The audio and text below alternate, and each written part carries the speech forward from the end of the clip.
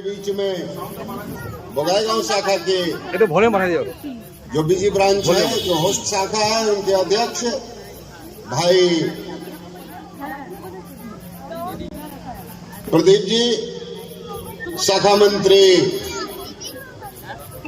बगाईगांव शाखा बीजी ब्रांच राकेश जी, मंच पर बैठे हमारे तमाम सहयोगी साथी, रेल कर्मचारी साथियों, भाइयों बहनों, हमें जैसे ही पता चला बगाईगांव जाना, हम एनजेपी में थे। कटिहार से मीटिंग शुरू करते करते हम एनजेपी तक पहुंचे थे। मृणाल दादा ने कहा आपको आना, विजया सम्मिलानी है। हमने कहा बड़ी खुशी की बात है। हमने झोला उठाया, तैयार किया। जैसे ही झोला लेके घर से निकला, खुदा ने हमें रोक लिया। कहा कहाँ जा रहा, इसकी इतनी दोस्ती ना कर, इतनी दोस्ती ना कर, दोस्तों के भीड़ में तू खो जाएगा। हमने उनसे कहने का काम किया, नीचे आकर मेरे दोस्तों से तो मिल, तू भी ऊपर जाना भूल जाएगा।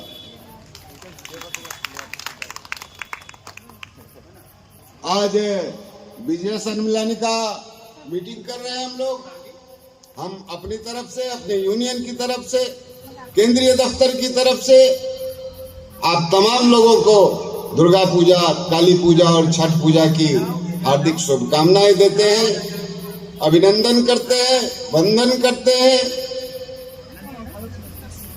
ये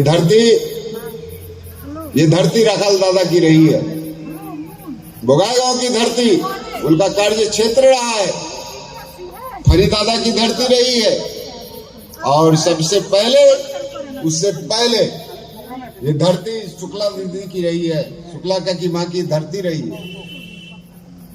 जब भी रेल कर्मचारियों को और केंद्रीय कर्मचारियों को जरूरत पड़ी, यहाँ की महिलाएं जिस तरह दुर्गा माँ उतर के भस्मासुर की हत्या, जब धरती पर अत्याचार बढ़ा था तो हत्या करने का काम किया था। यहाँ के मजदूरों पर भी जब अत्याचार होने लगा तो दुर्गा के रूप में यहाँ की महिलाएं, यहाँ की माताएं, बहनें, तमाम लोग उस अत्याचार का मुकाबला आगे बढ़ के करने का काम किया। इसमें कहीं दो बात नहीं है। हम अपनी महिला साथियों के लिए, महिला माताओं के लिए, बहनों के लिए कहना चाहते हैं,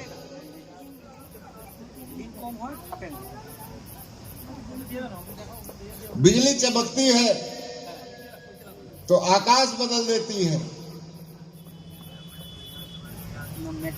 आंधी उठती है तो दिन रात बदल देती है, और जब गरजती है नारी तो इनकलाब ला देती है। आप इनकलाब लाने वाली औरतें हो। हम आपका सम्मान करते हैं, आपका बहुत बहुत स्वागत करते हैं, धन्यवाद करते हैं। आज इतनी इस ठंड में भी, हल्की ठंड तो जरूर है, और उसमें आप लोग जम के बैठे हैं और मीटिंग सुन रहे हैं। इस बात के लिए हम आपका धन्यवाद करते हैं। मित्रों, ऑल इंडिया वुमेन्स फेडरेशन का 100 वर्षों का अपना इतिहास रहा। 3 बड़े आंदोलन हुए, 60 का आंदोलन, 68 का आंदोलन और 74 का आंदोलन।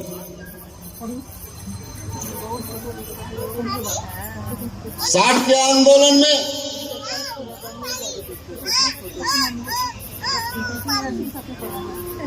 रेल कर्मचारियों को डीए नहीं मिलता था, महंगाई भत्ता नहीं मिलता था,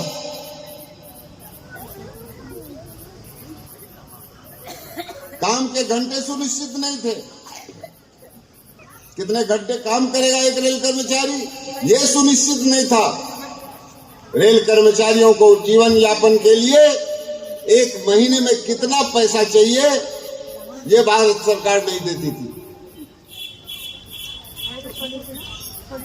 60 में हड़ताल हुआ, हमारे बहुत सारे साथी शहीद हुए, बहुत से सारे साथी डिस्चार्ज हो गए, बहुत से सारे साथी रिमूव हो गए, ट्रांसफर हो गया, सस्पेंशन हो गया, लेकिन वो डिगने का काम नहीं किए और भारत सरकार को मजबूर होकर भारतीय रेल कर्मचारियों को महंगाई भत्ता देने का काम करना पड़ा। ऑल इंडिया रेलवे फेडरेशन का दूसरा संग्राम, दूसरा आंदोलन 1968 में हुआ। बोनस के सवाल पर भी उस वक्त लड़ाई हुई, नीड बेस मिनिमम वेज के सवाल पर लड़ाई हुई और डीकैजुअलाइजेशन का भी सवाल था,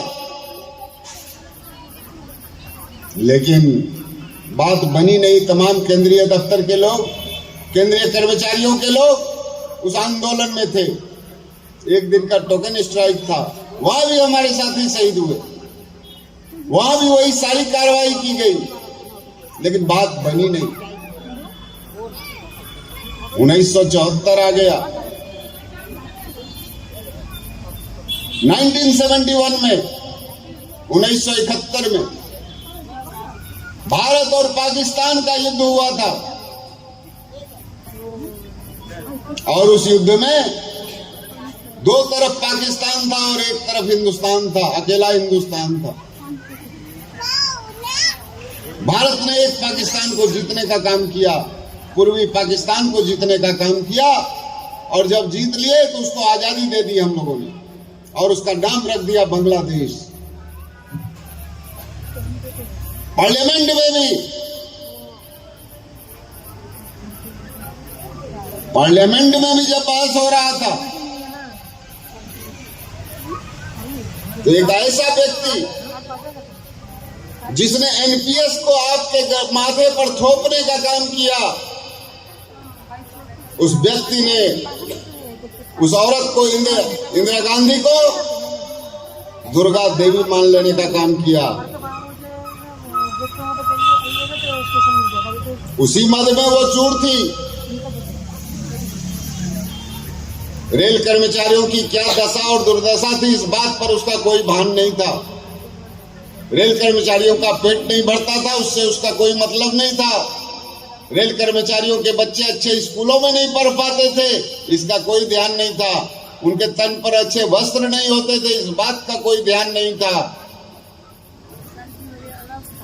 बहुत बातें ऑल इंडिया रेलवे फेडरेशन ने करने का काम किया, नेगोशिएशन करने का काम किया, लेकिन जब प्रधानमंत्री से नेगोशिएशन करने की बात होती थी तो वो फौरन चली जाती थी, बात नहीं होती थी। अंत में 1972 में, 73 में हैदराबाद के नेहरू स्टेडियम में ऑल इंडिया रेलवे फेडरेशन का अधिवेशन हुआ और उस अधिवेशन में जॉर्ज फर्नांडिस जैसे मुखर वक्ता, तेज तर्रार नेता ऑल इंडिया रेलवे फेडरेशन का अध्यक्ष बना और उन्होंने भारत सरकार को अल्टीमेटम देने का काम किया कि रेल कर्मचारियों की अगर दिशा और दशा को नहीं सुधारा गया, उन्हें बोनस नहीं दिया गया तो इस देश में अनिश्चितकालीन रेल हड़ताल का काम किया जाएगा, रेल हड़ताल किया जाएगा। बात बनी नहीं।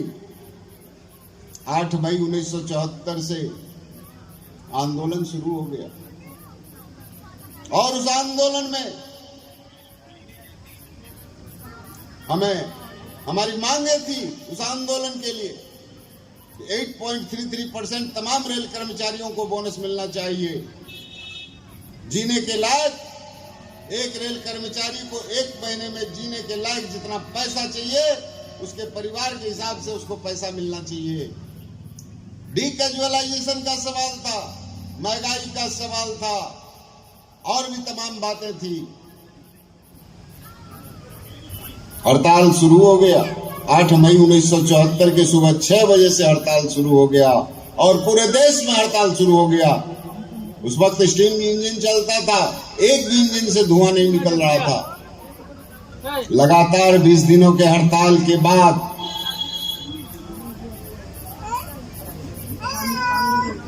इंदिरा जी ने छल कपट से, जॉर्ज साहब जेल में बंद थे, तिहाड़ जेल में बंद थे, रेल कर्मचारियों का तमाम नेता जेलों में बंद था। छल से उनसे हड़ताल को विड्रॉ करवाने का दस्तखत करवा लिया। आपके ही आसाम से उनकी पत्नी थी लैला फर्नांडीज, पता नहीं उनसे क्या समझौता, क्या गुटुड़गु हुआ। वो महिला खुद जाके उनसे साइन करवाने का काम किया कि हड़ताल तोड़ दो, सब रेल कर्मचारी काम पर वापस चले गए। लेकिन फैक्ट ये था, उस आंदोलन में एक भी रेल कर्मचारी रेल हड़ताल पर काम पर नहीं गया था, रेल हड़ताल पर शामिल होने का काम किया था। लेकिन आपको बता दें, ये रेल हड़ताल ऑल इंडिया वुमेन्स फेडरेशन और हिंदुस्तान का तमाम संगठन मिलकर करने का काम किया था। लेकिन एक संगठन जिसका रजिस्ट्रेशन नंबर शायद 420 है, हमें नहीं पता, किसी ने कहा हमें वो तो 420 वाले लोग हैं। अभी हमारी मीटिंग चल रही थी, हम अल्लाह सुन रहे थे, चलो बेटा चलते हैं। उन्होंने उस हड़ताल का विरोध ही नहीं किया। रेल कर्मचारियों के घरों में पुलिस की वर्दी पहन के घुसने का काम किया। मौका देखकर बहू बेटी की इज्जत के साथ खेलने की भी कोशिश की गई। लेकिन जो हड़ताल करने की ताकत रखता है, उस रेल कर्मचारियों के बहू बेटी इतनी कमजोर नहीं। उनको सबक सिखाने का काम वही महिलाओं ने करने का काम किया और बीच चौराहे पर करने का काम किया। ये उनकी ताकत थी। तो हड़ताल जब टूट गई तो फिर 420 वाले जिन्होंने हड़ताल का विरोध ही नहीं किया, हड़ताल को तोड़ने के लिए बहुत सारी बातें करी थी, उनके बेटे की नौकरी होने लगी, उन्हें प्रमोशन मिलने लगा, उनका मनचाहा पोस्टिंग हो गया, उनको स्पेशल इंक्रीमेंट मिल गया। लेकिन दूसरी तरफ जो हड़ताली कर्मचारी थे, जब हड़ताल खत्म हुआ तो फिर उनके नौकरी के लाले पड़ने लगे। अंत में हम लोगों ने फैसला किया कि जिस रेल कर्मचारियों का ज्वाइनिंग नहीं होगा, जिन्हें वापस नहीं लिया जाएगा, जो हड़ताली रेल कर्मचारी नौकरी पर हैं या जो हमारे सपोर्टर रेल पर काम कर रहे हैं, वो तमाम लोग मिलकर उन तमाम महिलाओं को और परिवार को जो जिन्हें नौकरी पे ज्वाइन नहीं कराया गया, उसको चंदा देके जिंदा रखने का काम ऑल इंडिया वुमेन्स फेडरेशन और रेल कर्मचारी करेगा। इस बात का ऐलान कर दिया गया।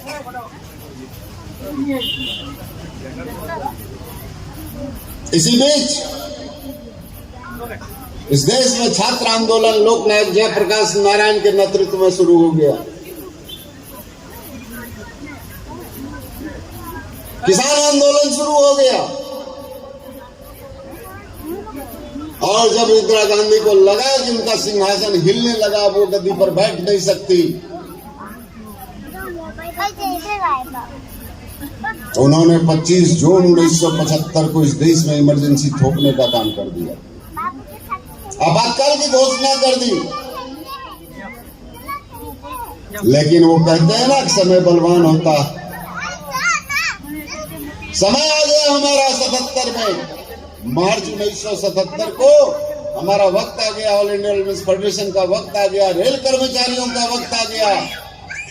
जिस इंदिरा गांधी ने बुलेट चलाने का काम इस देश के लोगों पर किया था, इस देश के लोगों ने बुलेट से उसका बदला लेने का काम किया और इंदिरा गांधी की सरकार को उखाड़ के बंगाल की खाड़ी में फेंक देने का काम सिर्फ इंदिरा गांधी को नहीं, गाय और बछड़ा चुनाव चिन्ह था उनका, दोनों को उठा के फेंक देने का काम किया। इस देश में जनता पार्टी का शासन हो गया। दंडवती जी रेल मंत्री बन गए, मोरारजी भाई प्रधानमंत्री बने। 24 घंटे के अंदर जितने भी हड़ताली रेल कर्मचारी नौकरी पर वापस नहीं आए थे, उनको वापस लेने का ऐलान दंडवती साहब ने करने का किया और 24 घंटे के अंदर उन्हें नौकरी पर बहाल करवाने का काम हो गया। 79 में बोनस का मसौदा तैयार हो गया, रेल कर्मचारियों को पीएलवी देने का काम हुआ। बोनस से हम लोग भाग गए। 8.33 एक महीने का बोनस होता है। हम लोगों ने उसको प्रोडक्टिविटी लिंक्ड बोनस के नाम से उसको चालू करवाने का काम किया। भारत सरकार भी सहमत हो गई, तो 15 दिन का देना है। 15 दिन का ही तो देना शुरू हो गया। कुत्ता काटेगा। वही PLB productivity linked productivity bonus productivity linked bonus जब हमें मिलने का काम हुआ तो बहुत खराब शब्दों में उन्हें वाल पे पोस्टिंग यही 420 वालों ने करने का काम किया। माइक से बताना अच्छा नहीं लगेगा, लेकिन दीवारों पर लिखने का काम उन लोगों ने किया। बोनस मिल गया, हम लोग चंदा लेने लगे। ऑर्गेनाइजेशनल फंड आज भी लेते हैं। आज कितना मिल रहा है? 17,951 रुपए वेतन रेल कर्मचारियों की आज की तारीख में होनी चाहिए। उस हिसाब से हमें बोनस मिले, इस बात के लिए भी ऑल इंडिया रेलवे फेडरेशन संघर्ष कर रहा है। अल्टीमेटम देने का काम भारत सरकार को किया है, लेकिन जो लोग इस बोनस का विरोध कर रहे थे, भारत सरकार के साथ प्रमोशन दे दो। पे कमीशन आता गया, सुधार होता गया। 1982 में हम 260 रुपए के स्केल पर रेल में बहाल हुए थे ग्रुप सी में। 264.30 का मेरा स्केल था। आज मिनिमम स्केल 18,000 रुपया है। पे कमीशन पर पे कमीशन बिठाता गया, ऑल इंडिया रेलवे फेडरेशन बैठाता गया, अपनी ताकत से हल्ला करके पे कमीशन को लाने का काम करता रहा। पे कमीशन आ गया और अभी फिर 8वें वेतन आयोग की बात है। हम चुनाव के बाद 8वें वेतन आयोग के लिए हल्ला करने वाले। हमारा 10 वर्ष पूरा होने को है। पे कमीशन को बिठाया जाए, 10 वर्ष के अंदर रिपोर्ट प्रकाशित किया जाए, इस बात की लड़ाई हम लड़ने वाले हैं। अब आइए दोस्त, एनपीएस के सवाल पर। एनपीएस को ऑल इंडिया रेलवे फेडरेशन या एनएफ रेलवे मजदूर यूनियन ने नहीं लाया, कभी नहीं लाया। एनपीएस को किसने लाया? जिसने दुर्गा देवी की संज्ञा उस वक्त 71 में देने का काम किया था, वही प्रधानमंत्री बन के कुर्सी पर बैठे थे। 13 पार्टी की सरकार में भारत की कुर्सी पर बैठे थे और उनके finance minister mister Yashwant Sinha ji budget session में इसको लाने का काम किया। केंद्रीय कर्मचारियों को 1/1/2004 के बाद जो रेल कर्मचारी आएंगे उन पर यह लागू होगा। जो रिटायर करेंगे 1/1/4 के बाद जो रेल कर्मचारी आएंगे, वो जब रिटायर करेंगे तो उनको एनपीएस लागू होगा। हम लोगों ने उसका विरोध किया, जबरदस्त विरोध किया, लेकिन वो पार्लियामेंट में चूंकि बहुमत नहीं था उनका, 2/3 बहुमत चाहिए, इतना बहुमत नहीं था, इसलिए वो कानून नहीं ला सके। ऑर्डिनेंस के जरिए उसको चलाते रहे और जब वो चलता रहा 2013 में यही चिल्ला रहे थे ये लोग अभी जुलूस लेके, पता नहीं 5-10 लोग होंगे या कितने लोग होंगे, चिल्ला रहे थे। उन्हीं की पार्टी ने पीएफआरडीए बिल के नाम से पार्लियामेंट में पेश कर दिया, लोकसभा में पास हो गया। और जब आईएनटीयूसी का अध्यक्ष राज्यसभा में बैठा था, राज्यसभा में जब बिल आया तो सबसे पहला व्यक्ति आईएनटीयूसी का वो अध्यक्ष मिस्टर संजीवा रेड्डी ताली बजा के इस बिल का सपोर्ट करने का काम किया और उसको कानून बना देने का काम यही लोगों ने किया। यही एनपीएस के नाम पर इन लोगों ने काम करने का काम किया। आज किस मुंह से सड़क पे रेल कर्मचारियों के पास आते हैं? शर्म आनी चाहिए उन्हें, डूब मरना चाहिए। लगातार 20 वर्षों के संघर्ष के बाद अभी 24 अगस्त को प्रधानमंत्री महोदय ने हिंदुस्तान के तमाम ट्रेड यूनियन के लोगों को बुलाने का काम किया, जो जेसीए के कंस्टिट्यूएंट ऑर्गेनाइजेशन के जितने फेडरेशन थे तमाम लोगों को बुलाने का काम किया और बुला के उनसे बात करने का काम किया कि हम एनपीएस तो नहीं हटा सकते, ओपीएस दे नहीं सकते, वो भी एक कानून है, उसको भी हटा नहीं सकते, उसको भी हटा नहीं सकते। हमने एक तीसरा पेंशन स्कीम चालू करने की बात सोच रखा है। तो हम लोगों ने कहने का काम किया, ऑल इंडिया वुमेन्स फेडरेशन ने कहने का काम किया कि आप सबसे पहले इस बात को खोलिए, इस बात को बताने का काम कीजिए कि आप कोई भी पेंशन स्कीम चालू करें, रेल कर्मचारियों को कितना पेंशन मिलेगा और गारंटीड पेंशन मिलेगा, इस बात को तय कीजिए। उन्होंने कहा 50% प्लस डीए इस यूपीएस में हम देंगे, रेल कर्मचारियों को पेंशन देंगे, ये कहने का काम किया। काम करते करते रेल कर्मचारी अपनी शहादत दे देता। ऑन ड्यूटी उनकी मौत हो जाती। देश की आजादी में सैनिक जितनी अपनी शहादत नहीं देते, रेल को चलाने के लिए हम लोग उतनी शहादत देते हैं रेलवे में, इस बात से इनकार नहीं किया जा सकता। उससे ज्यादा शहादत हम लोग रेल को चलाने में देते हैं। तो ओल्ड पेंशन स्कीम में वो पेंशन 50% ही मिलता। प्रधानमंत्री जी ने कहने का काम किया कि हम 60% देंगे डीए के साथ। Qualifying service old pension scheme में 20 साल होता है। हालांकि जब पेंशन शुरू हुआ था तो 37 साल पे थे हम लोग। ऑल इंडिया वुमेन्स फेडरेशन लड़ते लड़ते उसको 20 साल पे लाने का काम किया। इन्होंने उसको 25 साल करने का काम किया। कौन सी बड़ी बात है, जो 37 साल को 20 साल पर ला सकता है वो 25 साल को 20 साल पे नहीं ला सकता क्या? जरूर ला सकता है। रही बात 10% कंट्रीब्यूशन का, इस बात का विरोध हम लोग आज भी कर रहे हैं और तब तक करते रहेंगे जब तक वो 10% सूद लगा के आपके फंड में पैसा नहीं आ जाता, आपके अकाउंट में पैसा नहीं आ जाता, तब तक ऑल इंडिया वुमेन्स फेडरेशन संघर्ष करता रहेगा। इस बात के लिए ऑल इंडिया वुमेन्स फेडरेशन ने रेल कर्मचारियों से वादा करने का काम किया है। उस पैसे को वापस दिला के हम तब लेने का काम करेंगे। वो 10% कंट्रीब्यूशन हम रहने वाले नहीं। अगर आपका 1 रुपया भी भारत सरकार के खाते में जमा होगा, तमाम पैसा। एक बात जान लीजिए, ये वही प्रधानमंत्री है जिन्होंने 15-15 लाख रुपया सभी कर्मचारियों को, सभी देशवासियों को देने के लिए वादा किया 2014 में। हम भी उसमें शामिल थे। हम भी खुश थे कि कम से कम 14 लाख रुपया तो एक आदमी को आएगा। तो जब तक मसौदा नहीं आ जाता, गजट नोटिफिकेशन नहीं हो जाता, हम कैसे कह सकते कि वो 10% का क्या होगा, या उससे बढ़ा दिया जाएगा या उसको घटा दिया जाएगा या और कोई बात हो जाएगी। जब तक वो बातें नहीं आ जाती सामने, तब तक क्या हम लोग आंदोलन करें, क्या नहीं करें।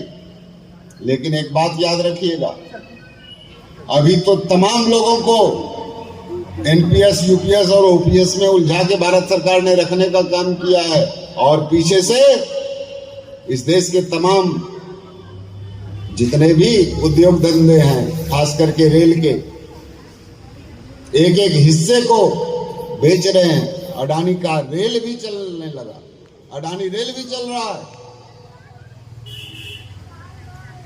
तो इस बात की ओर भी ध्यान देने की जरूरत है। अगर सब चीज निजी हाथों में चला जाएगा तो पेंशन कौन देगा आपको?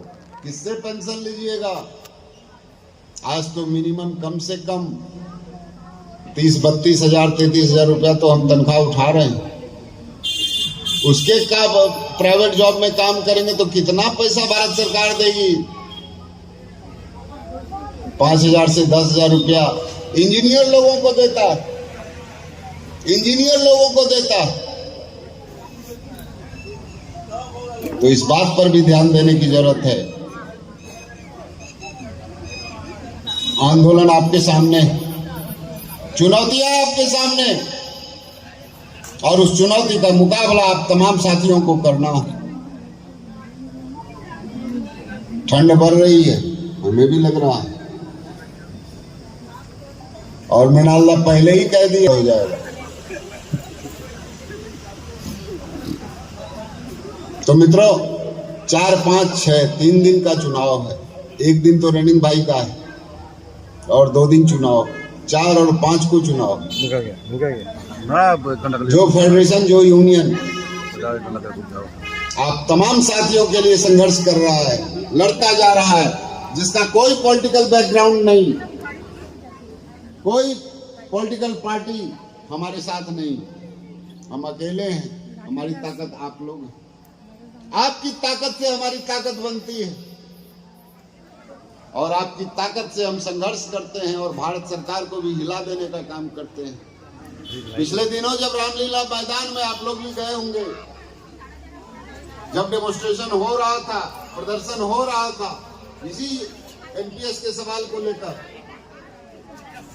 पूरा मैदान 1 इंच खाली जगह नहीं था और उस मैदान में सिवाय लाल के दूसरा कुछ भी नहीं दिख रहा, कुछ भी नहीं दिख रहा था। वो पूरा रामलीला मैदान बीएसएफ, सीआरपी, आरपीएफ तमाम लोग चारों तरफ से घेराबंदी किया हुआ था, मोबाइल तक काम नहीं कर रहा था, वहां पे जैमर लगा हुआ था, कोई किसी को मैसेज भी नहीं कर सकता, कोई किसी को कुछ कह नहीं सकता, कॉल भी नहीं होता था। तो भारत सरकार ने जब देखने का काम किया कि ऑल इंडिया वुमेन्स फेडरेशन की ताकत कितनी है, तो उन्होंने बात करने के लिए बाध्य हुआ और ये कहने के लिए कि 400 से 240 ही मिला, तो उनको आभास हो गया ये पेंशन स्कीम उनकी सरकार को लेकर डूबने का भी काम कर सकता है, इसलिए बातचीत करो। और बातचीत करके ये यूपीएस आज कहता है कि हम संकल्प यात्रा करते हैं। किस बात का संकल्प कर रहे हो भाई?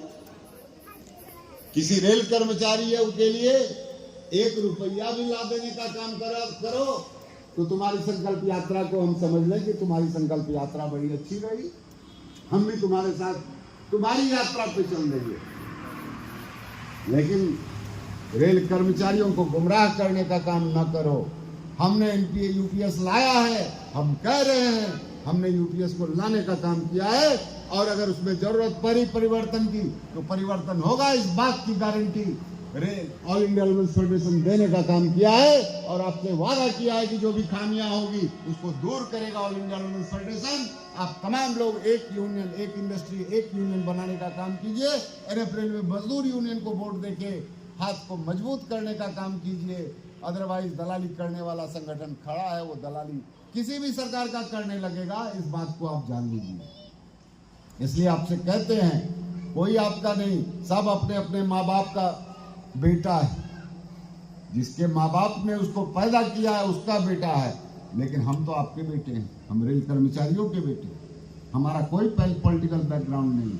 इसलिए आप तमाम साथी 4 तारीख को ही वोट डालकर बक्से को बंद करने का काम करें और एनएफ रेलवे मजदूर यूनियन को एक मात्र यूनियन बना के अपने रेल पर रखने का काम करें और लड़ाई झगड़ा जो कुछ भी है सब अपने नेताओं से करने का काम करें। हमारे लोग हर जगह हैं, जहां भी आपको तकलीफ हो आप लड़ाई झगड़ा जो कुछ भी कह सकते हैं, कहने का काम करें। वो सुनने नहीं आएगा, लेकिन हम तो सुनने के लिए हमेशा आपके सामने, आपके दरवाजे पर खड़े रहेंगे। इन्हीं शब्दों के साथ बहुत बहुत धन्यवाद, बहुत बहुत शुक्रिया।